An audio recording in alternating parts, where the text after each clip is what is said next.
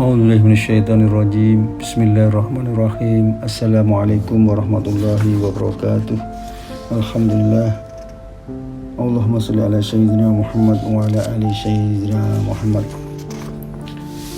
Dalam penaklukan Islam, dalam caption perang salib ini, kita masuk pada pembahasan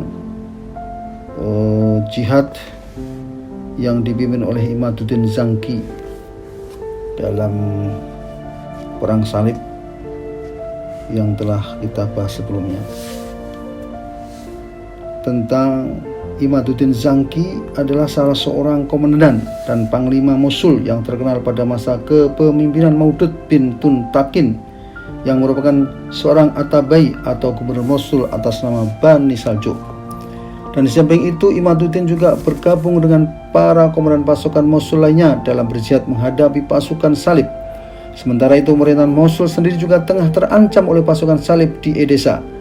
Dan jika Mosul berada di bawah ancaman, maka berarti Baghdad juga saat itu merupakan ibu kota khilafah juga berada di bawah ancaman. Karena itulah, ketika kepemimpinan di Mosul mengalami kekosongan pada tahun 521 Hijriah, Imaduddin segera diangkat menjadi gubernurnya. Dan pengangkatan ini menjadi bertanggung jawab langsung atas kota Mosul dan juga atas gerakan jihad dalam menghadapi pasukan salib pada masa-masa berikutnya. Prioritas utama Imaduddin sejak pertama kali diangkat sebagai gubernur Mosul adalah jihad menghadapi pasukan salib, dan kondisi yang ada mengharuskannya untuk memulai dari Mosul sendiri dengan menertibkan segala urusannya dan mempersiapkan kekuatan militernya. Dan ia juga harus bisa menyatukan barisan penduduknya sebelum ia memulai pertempuran melawan musuh. Ia melakukan pemeriksaan terhadap benteng-benteng yang ada dan menunjuk orang-orang yang bertanggung jawab atas benteng itu sebagai komandan. Lalu ia juga mengorganisir prajurit yang ada dan menempatkannya di seluruh penjuru wilayah kekuasaannya.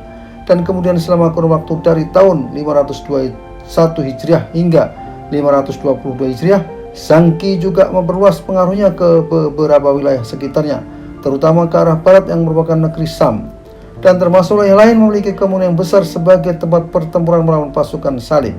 Berkat hubungan baik yang ia bina dan juga kemampuannya dalam mengorganisasi segala hal, ia mampu menghimpun banyak kekuatan sekitarnya dan menggabungkan semua itu ke dalam barisannya, dan ia berhasil membentuk sebuah front pasukan Islam yang kuat di wilayah utara Irak dan Sam, yang membentang dari Mosul hingga Aleppo dan mencakup sebagian besar wilayah Jazirah termasuk Aleppo sendiri dan wilayah sekitarnya.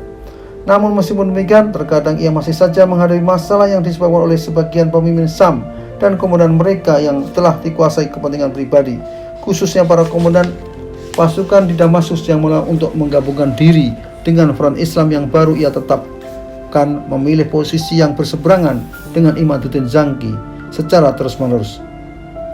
Ketika itu wilayah Jazirah, Nusaybin, dan wilayah-wilayah yang berbatasan dengan kerajaan salib hidup dalam kehinaan dan dilecehkan karena lemahnya kedudukan mereka di hadapan pasukan salib yang saat itu sangat kuat. Dan bahkan pasukan salib berani mewajibkan wilayah Islam di sekitar mereka untuk membayar jizyah dan kharaj, jizyah, upeti, dan kharaj pajak. Selama mempersiapkan kekuatan Islam di wilayah-wilayah yang telah tunduk kepadanya, Zangki berusaha untuk tidak bergesekan dengan pasukan salib sebelum ia benar-benar siap untuk menghadapi itu.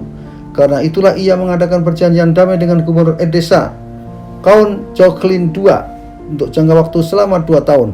Perjanjian ini menyepakati bahwa masing-masing pihak tidak akan menyerang pihak lain selama masa perjanjian tersebut. Dan ketika masa perjanjian damai ini berakhir, Zangki segera memulai langkahnya dan menjalankan gerakan jihadnya menghadapi pasukan salib yang setelah sebelumnya ia berhasil membentuk kekuatan yang dibutuhkan untuk itu. Usaha pertamanya dalam merebut kembali salah satu kerajaan salib yang ada saat itu ialah diarahkan pada kerajaan Antiokhia di wilayah barat laut negeri Sam. Dan kerajaan salib ini merupakan yang paling lama berdiri dan juga yang paling penting kedudukannya, karena kota inilah yang menjadi kunci masuk menuju negeri Sam bagi pasukan Franka yang datang dari Eropa melalui jalur darat. Imaduddin berusaha memanfaatkan tidak stabilnya situasi yang ada di Antiokhia akibat dari terbunuhnya Raja Antiokhia. Lalu tempatnya digantikan oleh istrinya yang merupakan seorang wanita yang lemah. Dan di dalam kerajaan tersebut terdapat banyak sekali orang-orang yang menentang kekuasaannya.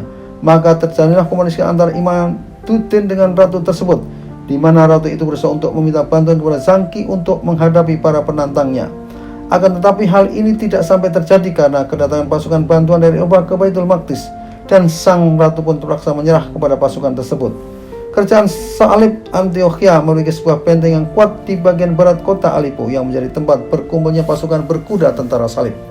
Dengan kekuatan yang dimiliki, mereka menimpakan banyak gangguan dan kesulitan bagi kaum muslimin, seperti pemungutan pajak dari tanah-tanah pertanian yang berada di dekat Aleppo. Dan dengan pasukan yang ada di benteng itu, mereka juga merebut banyak tanah yang berada di wilayah barat dari kota Aleppo, yang kemudian menjadi ancaman berkesinambungan bagi Aleppo sendiri. Karena itulah Imaduddin menyiapkan diri dan pasukannya untuk merebut kota itu secara paksa. Lalu ia mulai mengepungnya pada tahun 524 Hijriah, ketika pasukan salib lain yang berada di sekitar wilayah Syam mendengar informasi tentang pengepungan yang dilakukannya. Mereka segera bergerak dengan kekuatan yang besar untuk mempertahankannya. Mendengar ini, Zangki segera mengumpulkan pasukannya dan memberitahu mereka tentang rencana kedatangan bantuan bagi pasukan salib yang tengah mereka kepung. Lalu ia bermusyawarah dan meminta pendapat mereka mengenai hal itu. Banyak di antara mereka yang menyarankan untuk mundur dan meninggalkan benteng tersebut, karena pasukan yang mereka miliki tidak sebanding dan tidak akan bisa menghadapi pasukan salib yang sangat besar itu. Dan pastinya mereka akan mati-matian mempertahankan benteng mereka. Setelah mendengar pendapat dari para pimpinannya, Zangki berkata, itu adalah sebuah rencana yang hina dan hanya akan menaikkan motivasi mereka dalam memerangi kita dan membuat mereka semakin bernafsu untuk merebut semua yang kita punya. Pendapat yang benar adalah bahwa kita harus memohon pertolongan kepada Allah, lalu berjuang menghadapi mereka, lalu kita serahkan hasilnya kepada Allah. Apakah kita akan menang ataukah kalah? Kemudian Zangki rahimahullah mempersiapkan diri bersama pasukannya dan bergerak untuk menghadapi pasukan Franka yang datang menyerang. Lalu terjadilah pertempuran yang dahsyat antara kaum muslimin dengan mereka. Pertempuran ini berhasil dimenangkan oleh kaum muslimin. Mereka berhasil membunuh dan menawan prajurit Nasrani dalam jumlah yang sangat banyak. Kemudian kaum muslimin kembali untuk mengepung benteng Atharib. Mereka berhasil menguasainya secara paksa dan membunuh pasukan yang mempertahankannya. Setelah itu mereka menghancurkan benteng tersebut sehingga tidak lagi memiliki nilai yang berharga untuk kepentingan militer. Hal ini dilakukan karena kaum muslimin merasa khawatir jika mereka tidak bisa mempertahankannya dan pasukan salib akan kembali untuk merebutnya. Dengan dihancurkannya benteng ini, maka penduduk Aleppo dan sekitarnya dapat merasa tenang dari teror-teror yang dilakukan di sana, dan mereka pun dapat terus berkembang di wilayah yang terdapat di sekitarnya. Begitu menyelesaikan misinya dalam menaklukkan benteng Atharib, Zangki segera berangkat bersama pasukannya menuju benteng Harim yang berada di dekat Aleppo. Setibanya di sana, ia melakukan pengepungan karena ingin merebut benteng tersebut. Kemudian dilakukanlah surat menyurat antara Zangki dengan pasukan salib yang berada di dalam benteng itu, di mana mereka meminta perjanjian damai dan bersedia memberikan setengah bagian dari pajak tanah di Harim jika ia mau meninggalkan mereka. Maka Imaduddin menerima tawaran mereka. Kemudian ia membuat perjanjian damai, menghentikan pengepungan dan pergi meninggalkan mereka. Ini adalah bagian pertama dari jihad dalam perang salib oleh Imaduddin Zangki. Assalamualaikum warahmatullahi wabarakatuh.